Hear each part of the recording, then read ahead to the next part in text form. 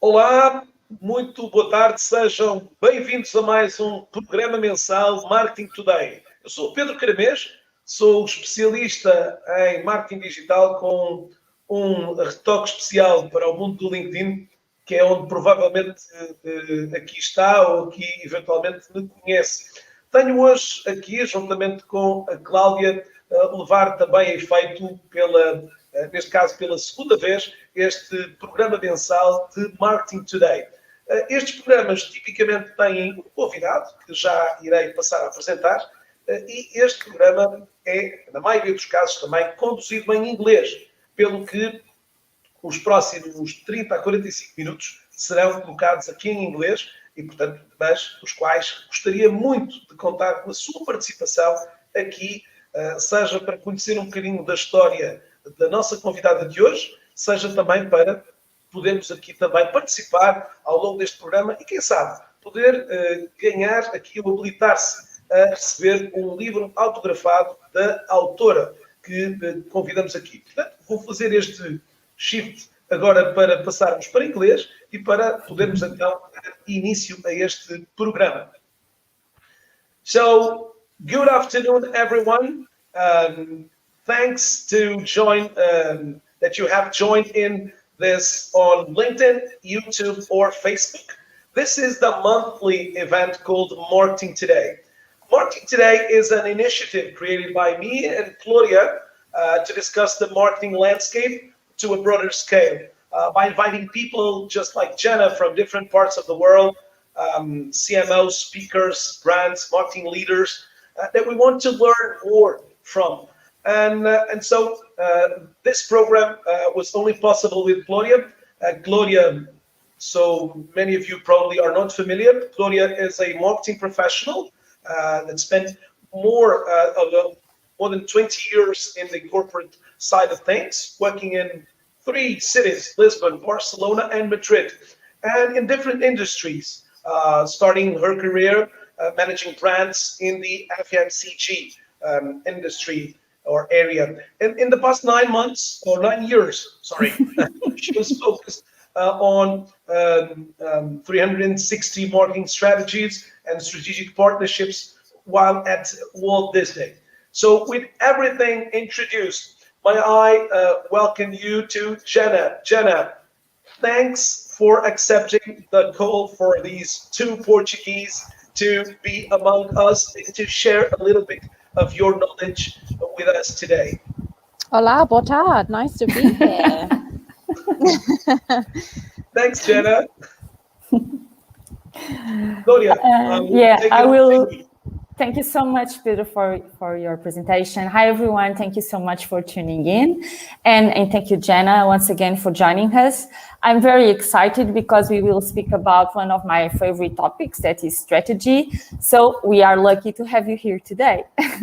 Thank you once again. So, guys, you need to know Jenna. I will briefly introduce her. She's an email marketing strategist, founder and strategy director of Let's Talk Strategy, an agency that helps businesses optimize their marketing. She is also a public speaker and the author of the book recently published, since May, I believe, Marketing Strategy, Overcome Common Pitfalls and Creative Effective Marketing. And also a fun fact about Jenna, she lives in Portugal, so she knows a bit of Portuguese. So we will challenge her once in a while to speak a bit of Portuguese. And you have to practice. So Jenna, as Pedro said, welcome to our second session of Marketing Today, where we love to talk about marketing and interesting people and industry experts. Also important, I don't know, Pedro, if you want to point out that if you want to make us questions, please do, because it's an opportunity since we have this wonderful lady here. Jenna, we want you to share your thoughts about marketing strategies, but also about your book. But before that, I'm curious, how did you land in the marketing field? Yeah, sure. So, yeah, thanks again for having me. It's a pleasure to be here. I started marketing. I got a marketing degree, so I kind of went down that what's typically classed as a traditional route, and I did a business management and marketing degree, and it was within that I really started to like the creative process of marketing and the planning and coming together and bringing campaigns together. And then from then on, I was lucky enough to get a job straight out of university. I joined a small company where they'd never done any marketing before. And it was just me. I was the marketeer. I did everything from optimizing their website to actually dispatching the campaign and actually using direct mail at the time and printing off the letters and sending it all. And it was a really good way of seeing the whole process of marketing. Yeah, exactly. And I'm really getting to use all of the marketing mix, which is quite rare because you don't necessarily get that experience. Mm-hmm. And then from there, I've worked at multiple different companies, from B2B large or wholesalers to travel companies where I managed all of their online operation, e-commerce operation for more than 9 countries. And it's through that I really started to develop my interest in digital and move more into website optimization, SEO, PPC, and then eventually into email. And how I got into email was because everybody would talk about these channels like PPC and SEO and say how great they were and what revenue they were driving. And no one would ever talk about email. Yeah. It's the poor. Yeah. And email was really delivering. And I'm like, I'm sitting in this team meeting and no one's talking about email. Why is email just in the corner expecting to do really great results and no one talks about it? And it's never a conversation when it was looking at budget split. It was always what paid advertising were we going to do?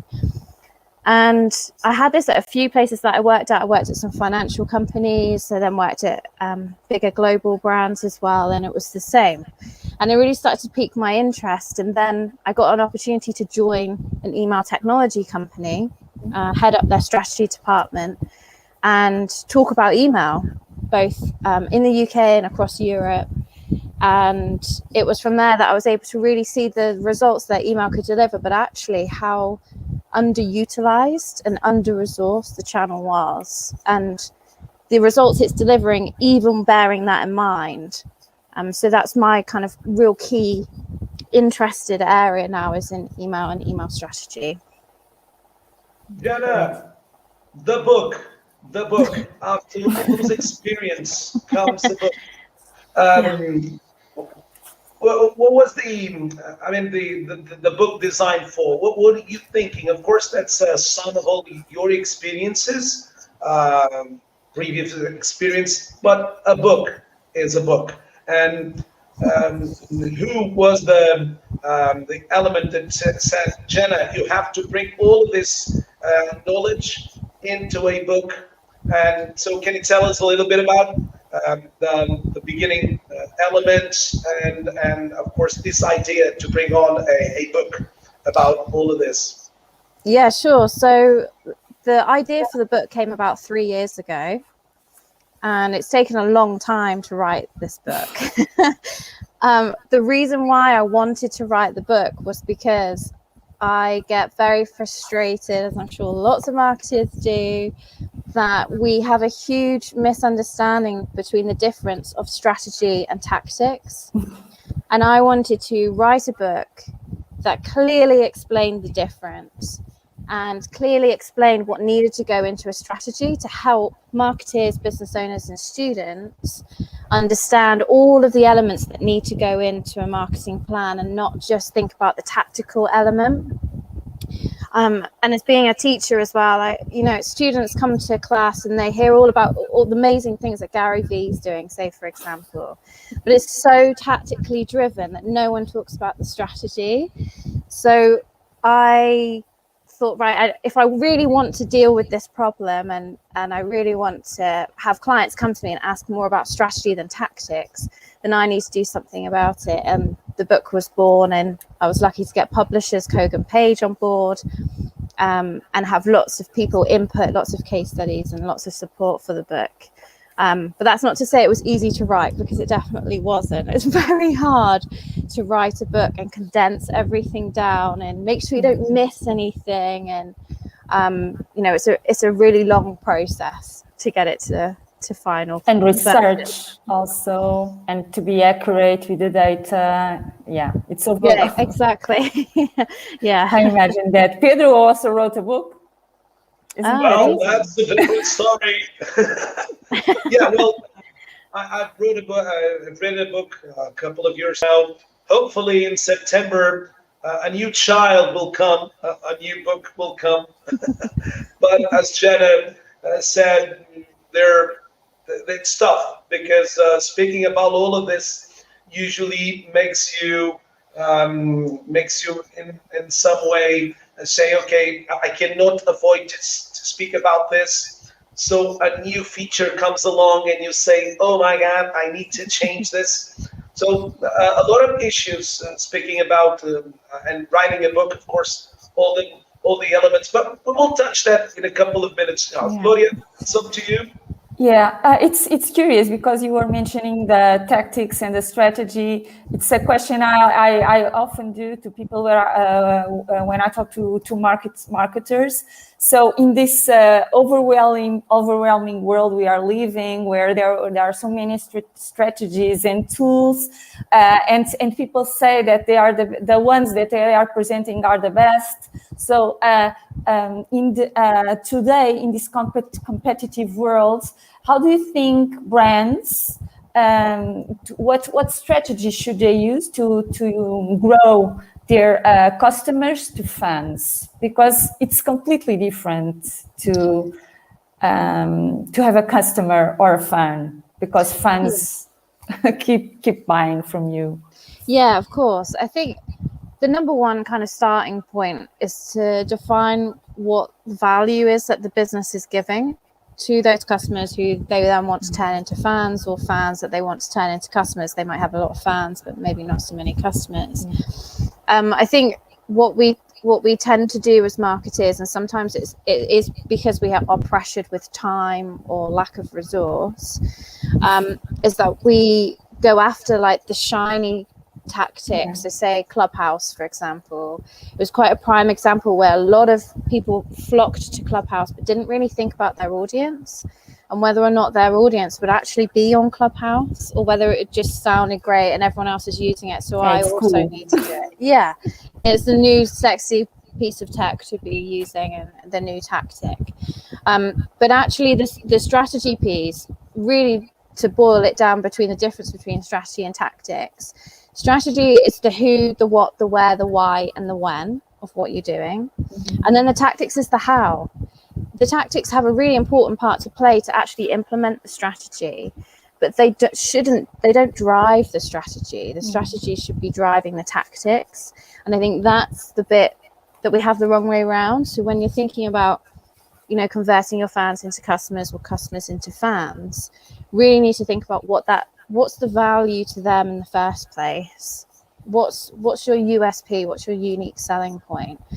And how are you going to service those customers? What makes you different to your competitors, and your strategy should be pulling all of that together for you. And you need to know very well the customer, right? Exactly. Yeah. Completely. You mentioned on your book, you mentioned Steve Jobs, a moment where you mentioned vision is the cornerstone of any decent strategy. So it's a little bit of what you are mentioning. So it's the base in order to keep following and be coherent throughout the journey that you do as a company, and to know very well the customer. And just before Pedro asks you another question, between the tactics and the strategy, do you find many difference between the countries that you work with, your agency work with? For instance, Portugal, your Portuguese clients versus other clients. Yeah, great question. No, I think there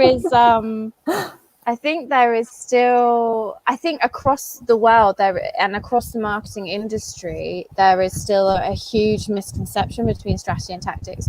I don't think I've ever worked with a client or we've ever worked with a particular country as an agency where they've just got it. They've just understood strategy. I don't think there is one country that stands out in our minds on that, or industry, to be honest. I think across the board we are still really challenged with that definition. And Mark Ritson, who is, you know, a very well-known marketing thought leader, says this all the time about us always chasing tactics. So I think, and he's based in Australia, so I think globally we have, as a marketing industry, we have a bit of a challenge there of overcoming that, which is what the book is there for. But just going back to your point about vision, I think the other challenge that we have with marketing sometimes, if it is very tactically driven, is that we don't necessarily align ourselves with the business vision. Yeah. And then when we have those budget conversations of how much marketing is delivered, it might have delivered loads, but actually it's not aligned to the business. And so the business doesn't see the value in marketing. And that's sometimes where we start to see, you know, marketing budgets getting completely cut, resources getting cut, because it hasn't been aligned to the vision of the company. And that's the danger of following tactics ahead of strategy. Yeah. And it's frustrating for the professional marketing professionals also. Of course, not to be the driver of the company, because they should be as related directly to the business and not only the commercial part or the engineers on. It's really a relevant point. I totally agree with you, Jenna. Yeah, completely agree with you as well on that. Jenna, concerning your writing process to deliver this book, your book is divided in 10 chapters. Can you guide us? What was your idea when you structured the book? And of course, the question, of course, during this pandemic moments we are living, how could you, what were the challenges to handle all of this and to come up with these 10 chapters here, and what was your idea concerning? So the question is around the writing process of the book. Sure. So the book is broken down into 10 chapters because I wanted to break down strategy. So I created a strategy framework, and each letter in strategy means a part of the strategy that needs to go into the framework. And so it felt like a natural fit to have each one of those as a chapter, but that didn't come at the very beginning. That actually came quite near the end, where I really wanted to pull together a framework, and I was like, I really want to get this in a really concise way, that's so that it's really easy to remember what goes into each stage, but also that you could pick the book up and already have a strategy and jump in and out of, you know, different aspects. So it becomes a manual and it becomes really practical and understandable. And you know, there's tasks in there, there's areas to write notes and things like that. So I actually changed the structure quite late on because I then developed the strategy framework and it just clicked, and I was like, right, and now I actually have the breakdown. This is how I could break it down into the book. Each one has a chapter, and then I have the 10 common pitfalls at the end, because I feel that there's always these 10 common areas that we might fall over or we could try and avoid.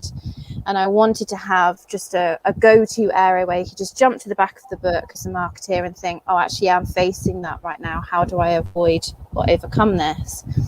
In terms of writing the book, I had numerous deadlines with the publishers, which was very stressful. The worst. Yeah, very stressful. It's a frenemy. Yeah, it's good to push you to get it to finish the book, but it's very stressful, and it was very stressful during times of COVID. You might think, okay, COVID means that, you know, you've got a bit more time, yeah, but actually your head is not in the right place to be writing a book. And so it's funny, I kind of went through a phase of, you start writing and you think, oh, this is okay, this is good, I can do this, and then you get about halfway through and you think, I'm not sure I can finish this book. What am I doing? Why have I said yes to this? I'm not going to make the deadline. Being done that. Exactly. And then you get feedback from the publishers and you're like, oh, actually it's okay, I can keep going. And then you get near the end and you're like, I'm exhausted with this book, I never want to look at it again, I just want to get it finished. And then it's out there and you think, yes, I've done that, it's amazing. So you kind of go through this whole, you go through this whole roller coaster. I think it's a roller coaster of feelings. Totally. You at the beginning, you feel super excited, structuring everything, super energized, and then, well, seems like a big mountain. You will say, oh my God, I'm not seeing the end of this. Yeah, definitely that. And in the book, I actually put in the objectives that I had to finish the book. So I had a particular word limit minimum that I needed to meet, but I could go over that to a certain extent with the publishers. And so I created objectives of breaking that down so that I could try and write so much a week, because I'm running an agency at the same time. So pretty much all of the time I spent writing the book was at weekends. I was actually sat in my hammock in the garden, just switched off, music in, and just writing away. And that for me was a good structure, because it meant that I could tell whether or not I was going to hit the deadline or miss the deadline, or I might need a little bit more time, and see how far you could get with that. So I actually created a plan and strategy to develop the book, which I've included it in the book. Of course. Naturally. And that really helped me, because I think without that, I could have just floated around for years trying to finish the book. You've got to have some structure to it. Okay, but you did it. You did it very well. So I wanted to be a bit more tactical now, if you allow me. Being an email marketing strategist, I wanted to explore a bit more of that, since it's one of the most powerful tools, like you mentioned before, to communicate direct. It's an asset where you can communicate directly with your audience. So, and also people, sometimes when you are building a strategy of where to spend the budget, it's mostly they put the eggs, they all put all the eggs on the same basket. So it's challenging to do the split of social media, PPC, as you were mentioning. And in case of email marketing, it's, as far as I can understand, people go every day they check the email at least once a day, minimum. Surely they will, it's the thing they start doing in their days before checking social media. So it's really a powerful tool. So in terms of relevance and in terms of mix with the text messaging, how do we, in terms of text marketing, text messaging and email marketing, how do you think these tools should be used alongside with the other tools, and what's the budget splits you think would be more advisable? Or a lot of questions in one. Yeah, no, it's good. Email delivers the highest ROI out of any digital channel, and it has done for years and years and years. I'm heavily involved in the email industry in the UK. I sit on the DMA Email Council, which is a group of 20 people, elected people, and we shape the best practice in the UK, and then sometimes that's fed into Europe as well, and we have lots of conversations about that.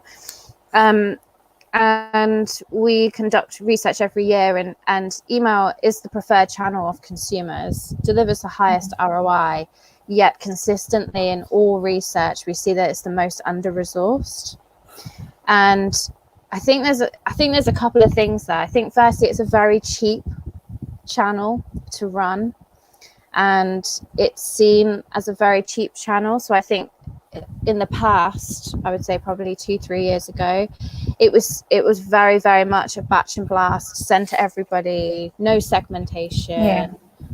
It wasn't strategic in any way at all, because it was so cheap and the risk wasn't necessarily there. GDPR then came in, and that made businesses have to change their approach, because you couldn't just send to everybody if you didn't have the permission, or other aspects in there as well. So I think there's still a huge opportunity with email. I think the UK as an industry is quite advanced in what they're doing. I think the US it has different rules, and so there's different things that happen there, but they tend to be much more sales driven, less customer journey focused, the organization, or educational.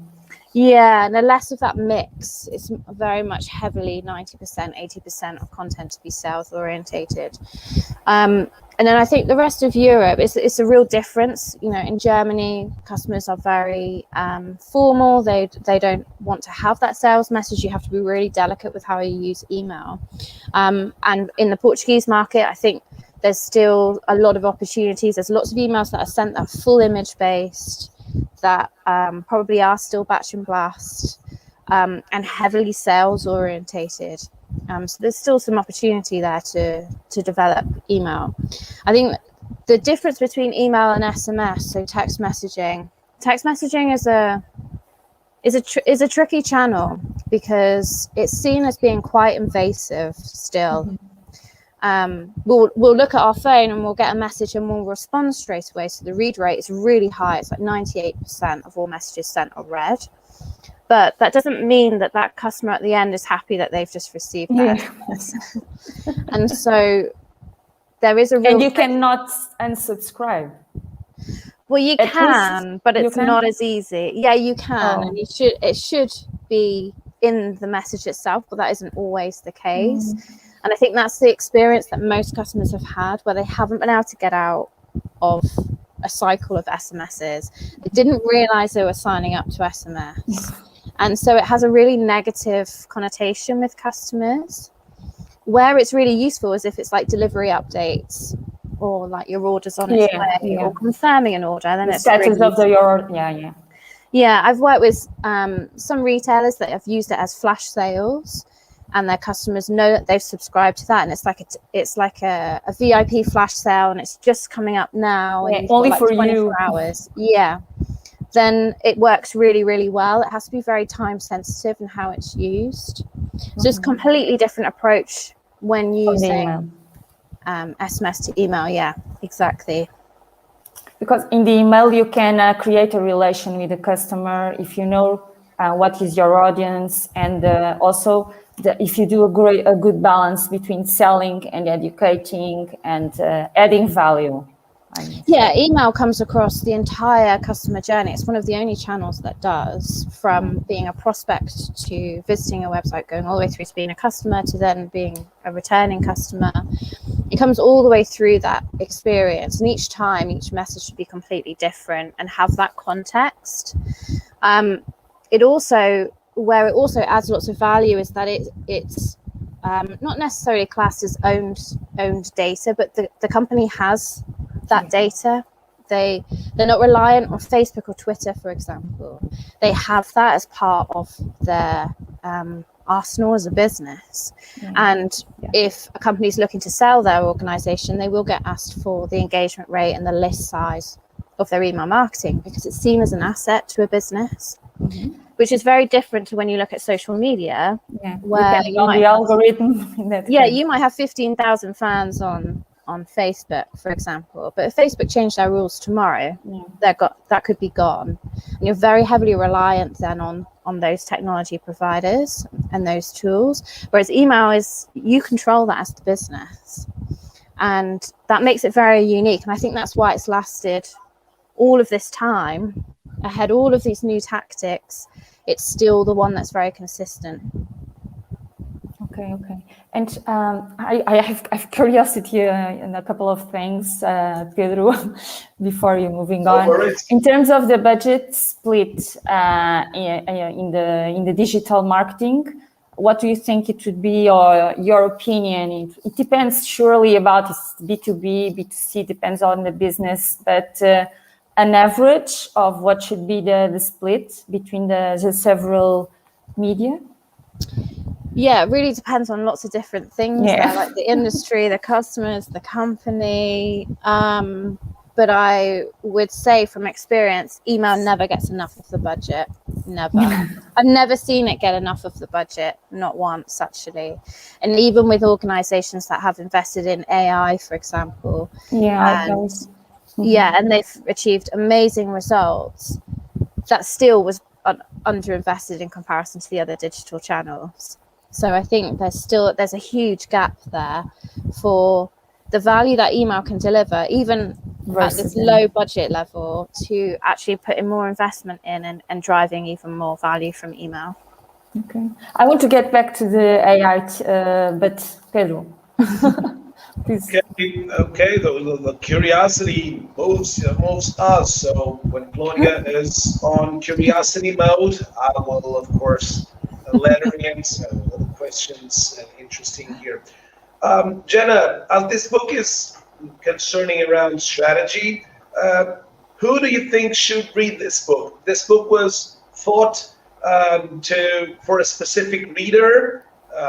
Who do you think are the ideal people to read these? Only C-level executives or people on the trenches, on the operational side, should also check on the book? Who do you think? What were you thinking when you were writing the book? You probably have thought about this, as you said, the customer at first. So who should read this? Yeah, exactly. This was my main focus, to make sure that I actually have provided value to all of these people. So to business owners, marketers, so marketing professionals, students, anyone aspiring to actually use marketing or learning marketing, for teachers as well. There's lots of frameworks and different methods in there to use, as well as case studies that are exclusive to the book. And also entrepreneurs. So there's lots of startups, and there's a huge growth of that now during COVID times, for where they're not really sure where to start with marketing, and they don't really know how to set objectives. It can act as a guide to help for that as well. So a real broad range of people. Right. Because now, sometimes women, usually, as you said, people really are more focused on the operational side of things, on the more that end of them, and usually these topics they are believed to be or supposed to be theoretical, and sometimes, as you said, one of the several pitfalls you spoke, you identified 10 pitfalls. I don't know if you want to stress out one or two of these pitfalls. So probably the majority of professionals watching us now will probably be identified with some of them. But usually, sometimes relevant to hear them out and to stress out all these 10 pitfalls you wrote here. So if you'd like to say one or two of them, so we will. Yeah, sure. I guess one of the ones that I think, I've definitely come across a lot, and I'm sure lots of marketing professionals get frustrated with, is brand guidelines. So I worked with, and my agency were working with a technology company, and we were actually their marketing agency, outsourced support, and I was working as their marketing director, and we had a whole team of support there. And their branding was just so unorganized in every single way that it was displayed differently. And this was a startup organization, so they'd gone through lots of evolution of branding. They brought in branding agencies, they spent lots of time, lots of money on branding, but no one seemed to really have any idea of how to use the brand. And it was being used differently across the entire business in both how they spoke about the company, but also how it was visually displayed. And they had a real challenge of engaging their target audience. And so when I was there, I was there to stress that if you're inconsistent in how you talk about yourselves and how you display yourselves, you will struggle to connect and engage your audience. And it transpired later down the line that there was actually 20 different variations of brand guidelines that were saved on the Google Drive and nobody really knew which was the latest one to use. So everybody was going in and out of these documents and just cherry picking bits and pieces that they wanted to use. And they didn't have consistent assets. They didn't have a consistent way of how to talk about themselves in terms of a strap line or a sentence. And they had, not only did they have all these variations of different brand guidelines, their brand guideline documents were up to 20 to 30 pages long.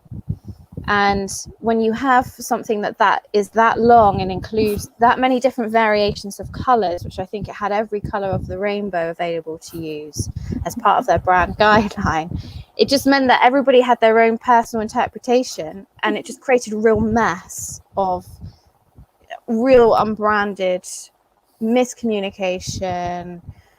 It was just a mess, both internally and externally to the audience as well, to their target audience. And that was why they were struggling to break through, because no one really knew what they did, because they didn't really know internally. So that is a real big pitfall, because brand guidelines should be like a one-page document that everybody can use, whether it's like a guide. Yeah, and they should be really concise, really key on the colors that you use, how your logo should be displayed, and then just have those assets readily available. So if you are presenting at an event or you're doing some sponsorship, you send it to those partners and they have that as well. And then inside the organization, everybody knows what you do, because it's just so clear. It's like a single sentence. And without that, it's really difficult to break through. It's really difficult to engage your staff. And it's really difficult to actually engage your audience, because they don't really understand what you do if you're just, you're just completely displaying yourself in different places. So I include that as a pitfall, but also how to overcome that with examples as well in the book, as well as the other 9 that are in there. Jenna, using that example, do you think the main difference on the is on the smaller companies versus big multinationals? Because, for instance, as a brand as Walt Disney or Coca-Cola, then you need to, in order to have the image that you have after so many years, you need to be very strict about your brand, have a lot of rules, and I live that in all the Star Wars and Marvel with a lot of rules and things to get moving on. And do you think it's a problem of smaller companies only, or you found also bigger ones that have those issues also?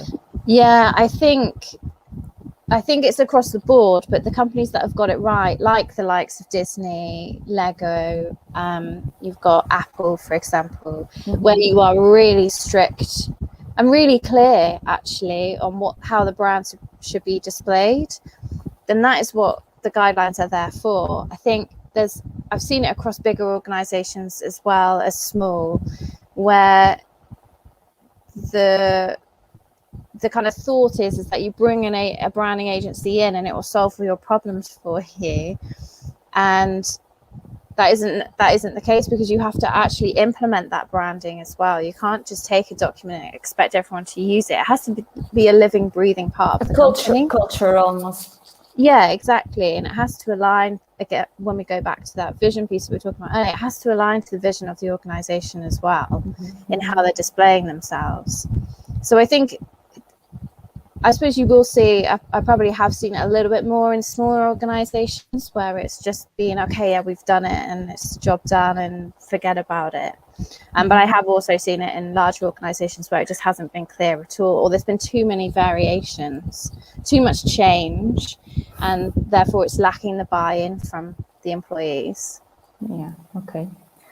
Great. I wanted to double click on the AI on the emails, because it's you mentioned already, and it's also written on your book in an interview we did, using the AI on the copy, on the headline.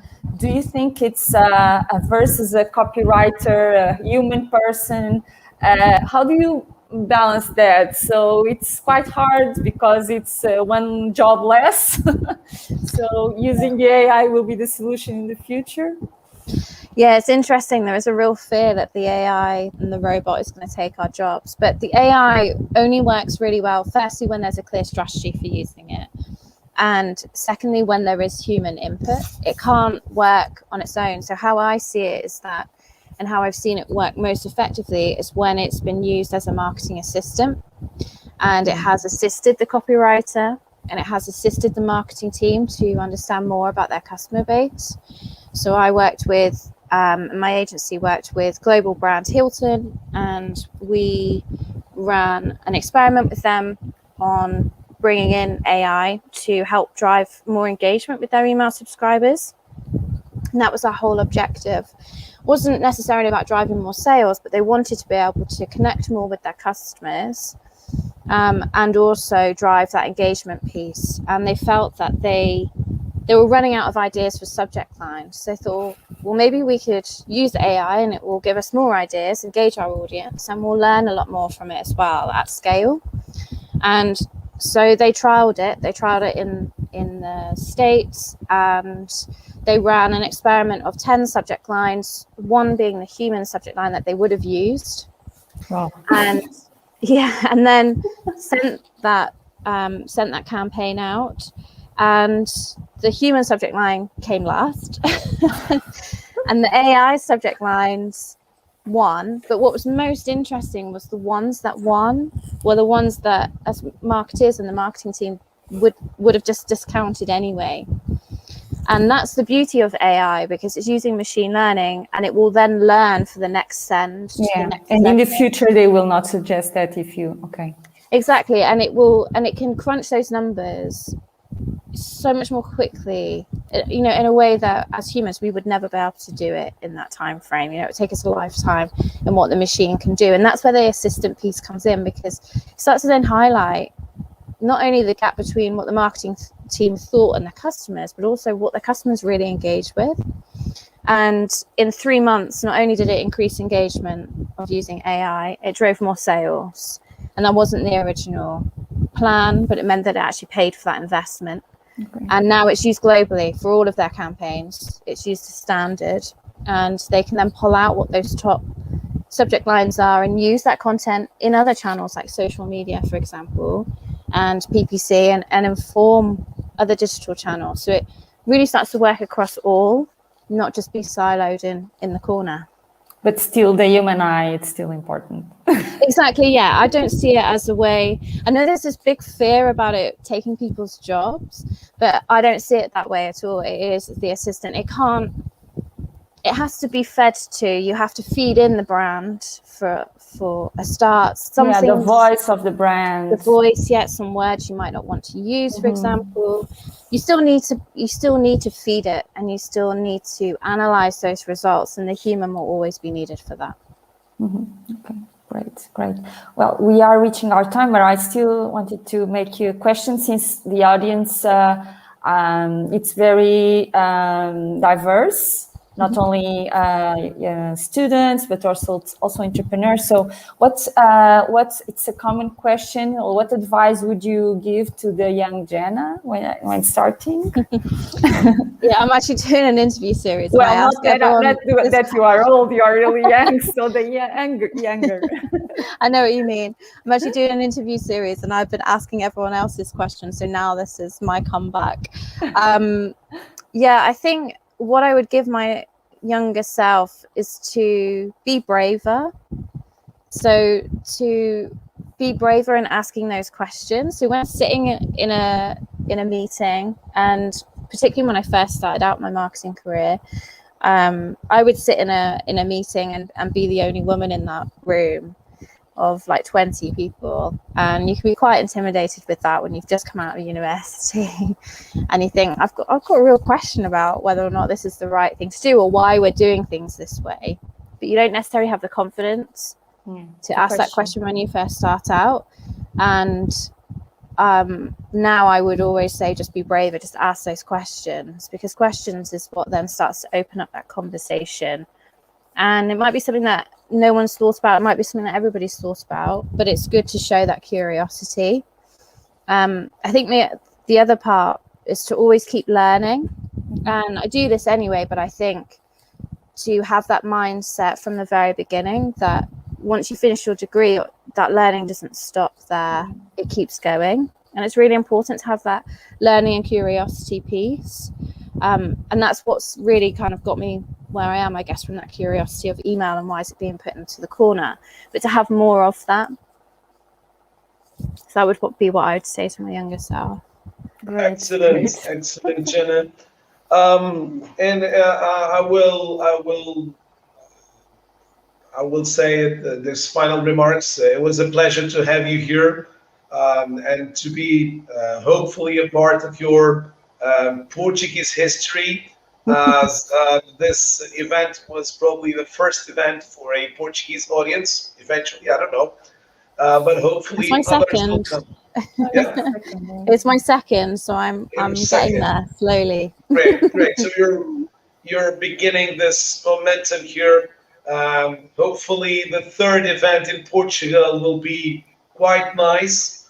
It was a very inside joke here, but hopefully your third event will going to be an outstanding event.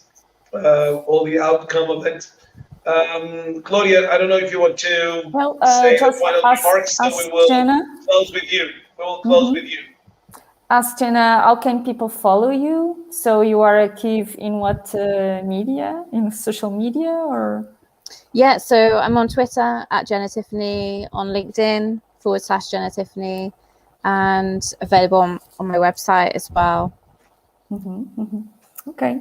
Thank you so much, Jenna. It was inside the presentation here, so everybody can follow you in the different areas here. I have already it's easy to find Jenna on Twitter, so at Jenna Tiffany, or also the LinkedIn, and so it will be easy for everyone to follow along. Thank you. It was a really treat to have this conversation with you. Thank you so much. I hope the audience also enjoyed it. Yeah, muito obrigada. Thank you very much. With muito obrigada, we will end the session now. I hope to see you, everyone, in next month, as me and Claudia will have another edition of this Marketing Today.